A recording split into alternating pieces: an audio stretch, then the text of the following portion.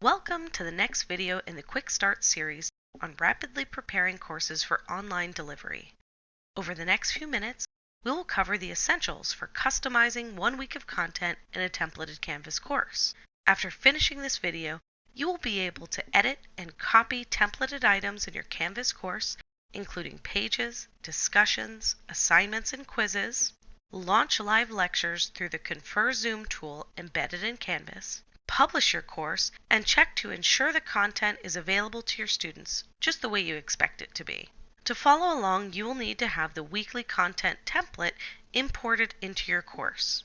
This template is available at hartnell.edu/pdc.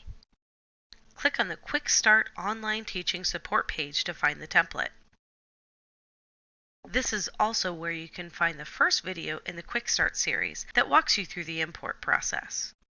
Before we dive in, please note that this is by no means a comprehensive training on delivering an online course, but if you need to get a week's worth of content into Canvas very quickly, this will get you started. If you remember from the first video, you'll go to hartnell.edu/canvas to log into Canvas. Click on the course where you've already imported the template. It should look something like this. The template may have changed since this video was created, but it should look something like this. The minute you log into your course, you're going to see the welcome page. At the top of the welcome page, you'll see highlighted text, followed by some plain text. The highlighted text indicates an area that you have to customize with your own content.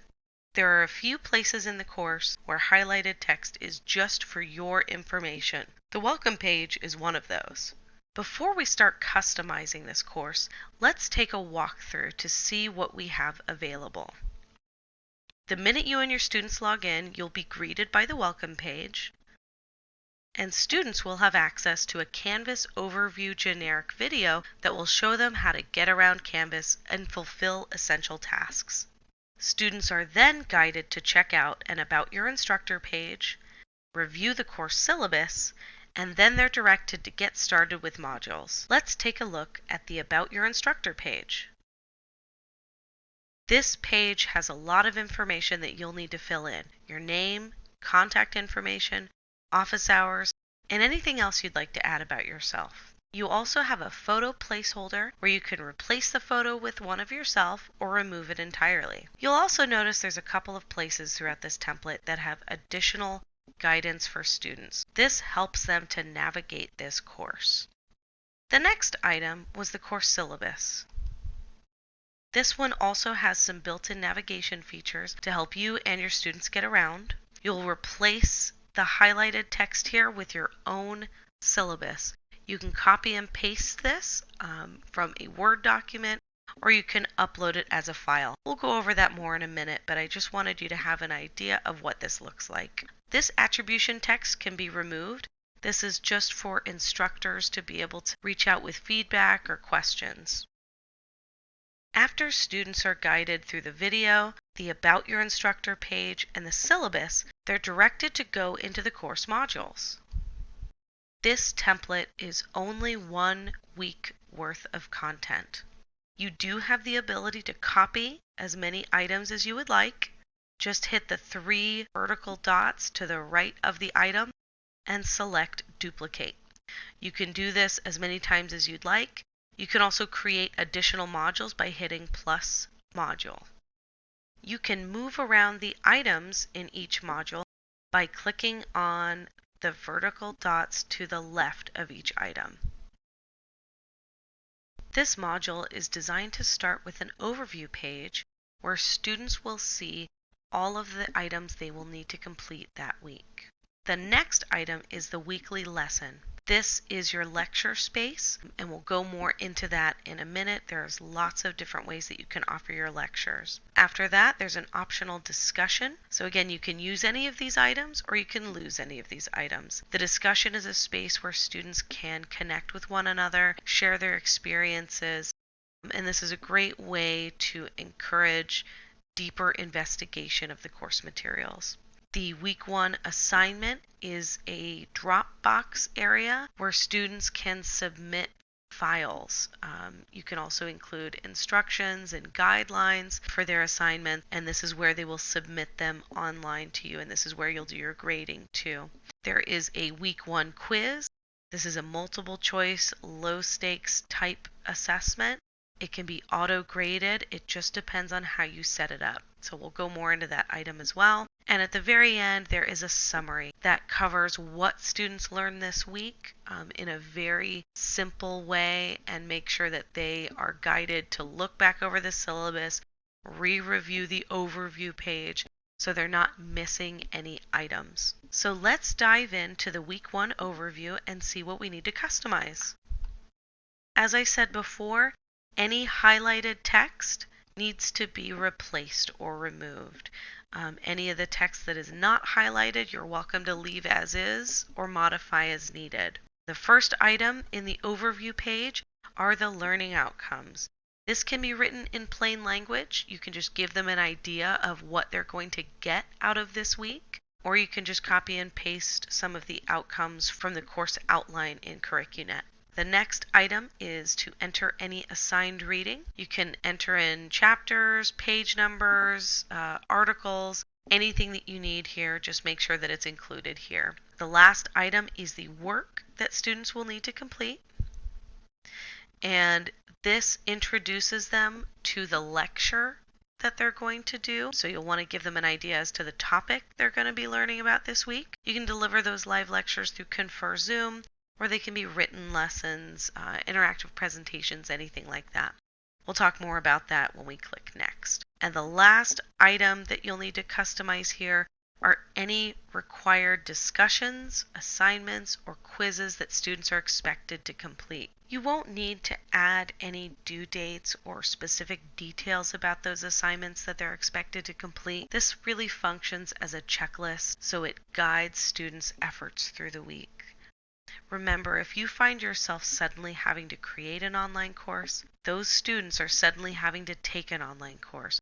So the more support you build in and the more guidance you add, the better it's going to be and the more likely they are to be successful in your course. Let's click next. I'll show you how to customize in a few minutes, but let's just keep reviewing the content. This lesson page can be as complex or simple as you would like. Start off by putting in the goals for this lesson. Again, plain language is just fine. The highlighted text at the bottom can be completely removed, but do please read that information. It has some really helpful guidance for developing your lesson and what tools you might employ to make this happen. The easiest way to get started is to use Confer Zoom for your lectures. If you leave the templated text here for students, this will guide them to join the live lecture at the date and time listed in the syllabus. This should be at the same time as your normal face-to-face class time. It's just online versus in person. All students need to do is click on Confer Zoom in the left navigation course menu, and then they'll click Join, and they'll instantly be connected to the live lecture. Likewise, you will follow that same process. You will click on Confer Zoom, like this, and you will click Quick Launch. This will instantly put you into a classroom. So we'll give it a title, let's say, Lecture Topic 1. We'll do a 2-hour lecture.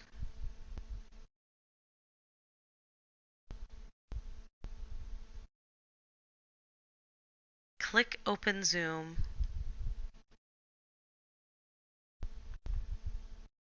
And you will be immediately connected. You can join the audio by phone call or computer audio. I'm not going to do that right now because I'm recording and that would be disastrous, I think.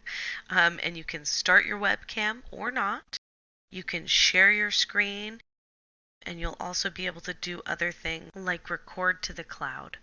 This does put a recording in your class, and you'll learn a lot more about that in the next video. For now, I'm going to end the meeting. and I'm right back in my course. If you get kicked out by accident or whatever happens, you can go back in at any time to confer Zoom in your course, and you can click on host and it'll put you back in the same class. This is what the students see.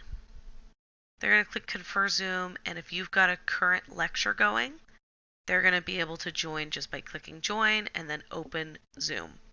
Very, very simple, straightforward process. Let's go back into our modules. And we were in the week 1 lesson.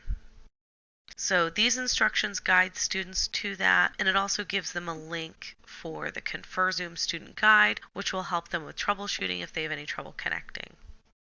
Let's click next. The next item we have in the template is a week 1 discussion. It's set up to be graded, although there are no points added. We'll cover that in a second.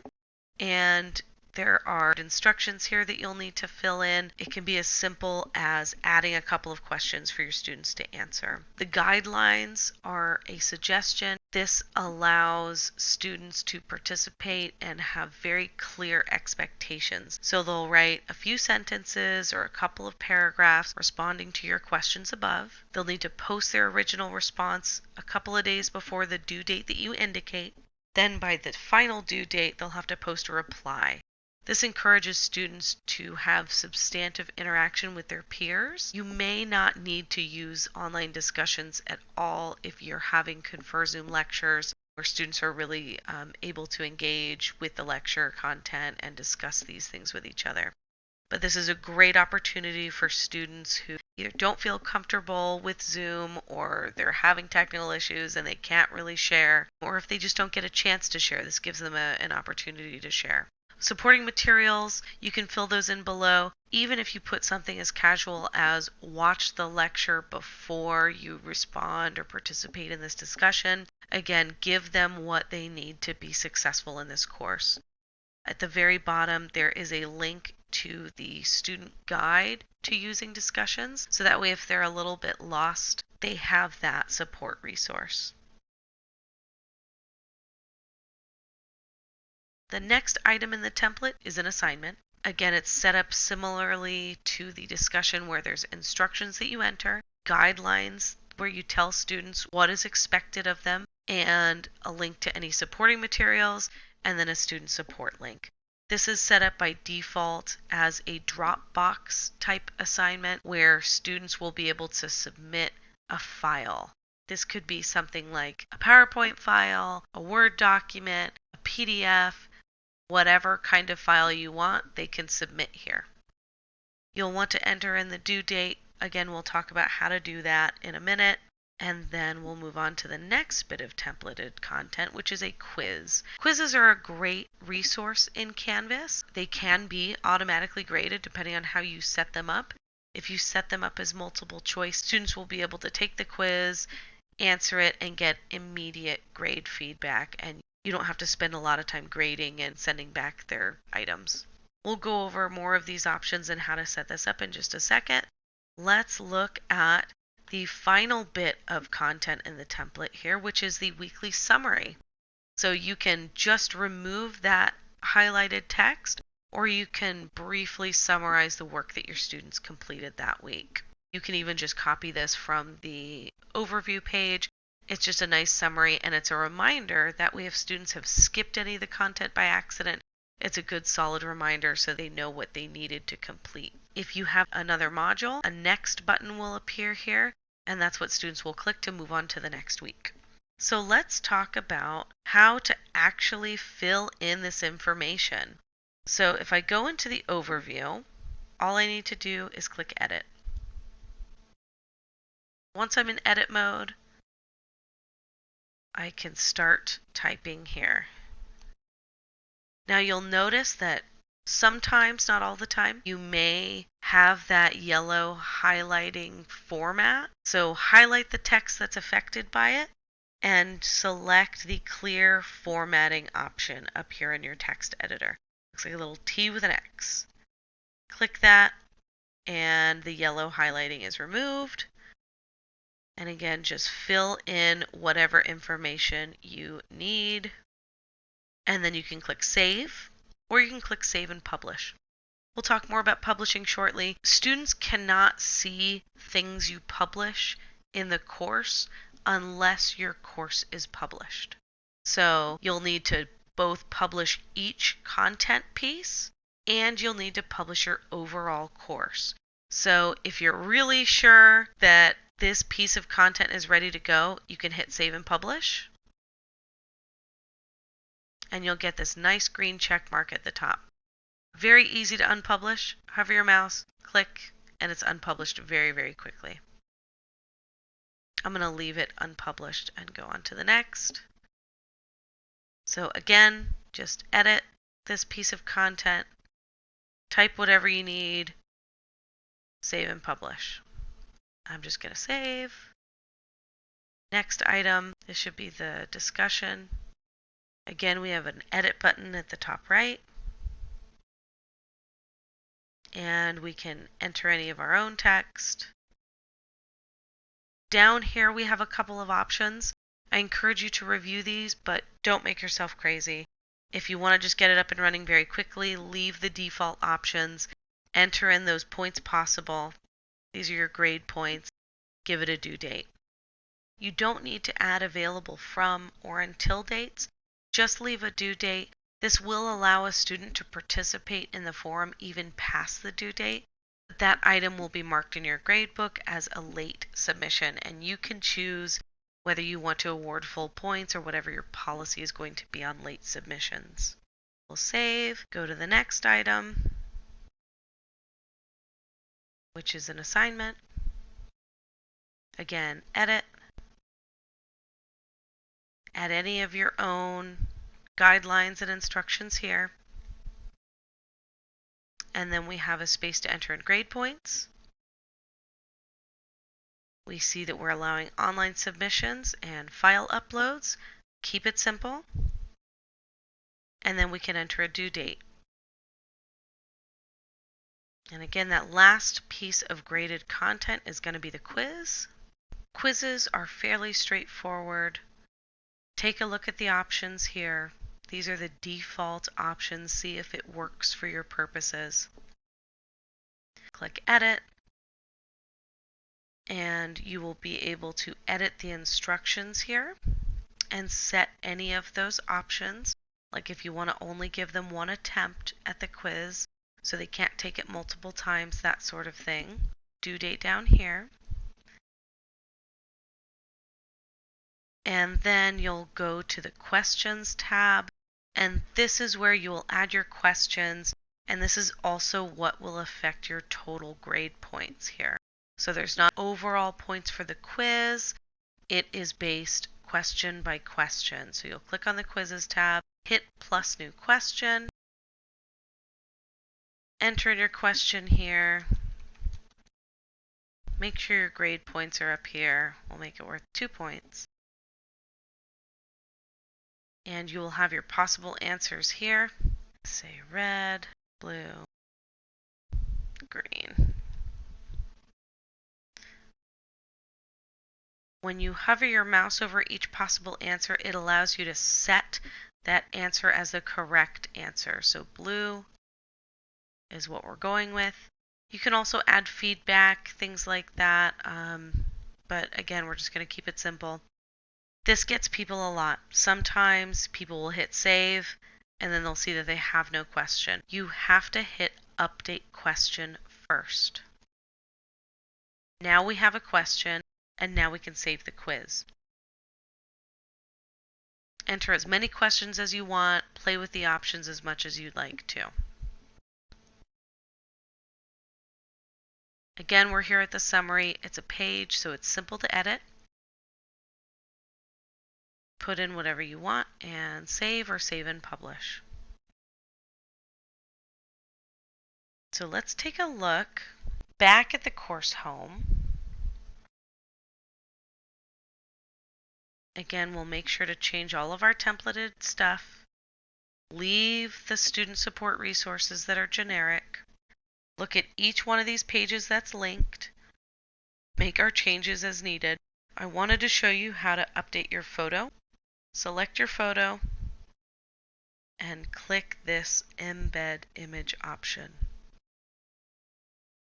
Click on Canvas, and now you're going to choose, let's say, course files, and we're going to upload a file here. I've got a photo here. Open. And your photo is up, but it's not in until I hit update. I wanted to make a quick note about alt text versus decorative images. Decorative images are just that, decorative. They don't have academic value necessarily. So you don't need to use alt text. You don't need to describe what the photo is because it's just decorative. If you have a photo that you've put into your course and it's something that has academic value, like a chart, a graph, a table, even just a diagram that's simple but it needs some kind of description, that's when you make sure to put in that alt text. If it's something that needs a lot of description to explain what the image means, then keep the alt text short and simple and follow it up underneath with some text captioning. That's just text that's going to describe it. You're just typing beneath the photo, describing what the significance is, so any students can have the same experience whether they can actually see it or not. This item is decorative because it's a photo of the instructor, so we'll leave it as a decorative image. But I could uncheck that and say instructor photo if I wanted to. Either way is just fine. It will update and you can hit save or save and publish. So let's go back to the course home. And what we'll want to do is publish the course. And we'll want to check each item one more time. Make sure it's published. This needs to be published. Back to the home page. Or syllabus. Syllabus doesn't need to be published, it just needs to be saved. Back to the course home page. Modules. Okay, so you can publish each item individually as you go, or you can publish the entire module, which is what we're doing now, and it will publish everything automatically. You can go ahead and spot check and unpublish them very, very quickly. We're going to leave them published for right now. Now, if you want to double check and make sure that your course is available as you expect, you can go to the home item and go into the student view. This allows you to see the course from the student's perspective. And again, it's a really handy way to make sure that everything shows up as expected. Again, if you're actually editing the template with your own content, you should have zero highlighting left at this point. You'll see students can hit next, next, next, next, next, and now we're done. Once you have Module 2, students will be able to click Next. You can select Leave Student View when you're ready to get out of that view. Well, we've covered quite a lot in a relatively short period of time.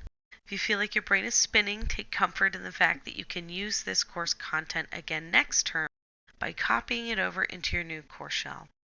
Teaching online can be challenging, but I do hope that you'll come to appreciate the flexibility and the reward that comes from delivering quality online courses that ensure instructional continuity for students that need it the most. We will do our best here at Hartnell to support your teaching efforts, and thank you for spending the time and effort for your students. The next video in this series will focus on the capabilities of Confer Zoom for your online lectures, tell you what you need to know to grade your students' online submissions, and communicate with them. Thanks so much for watching.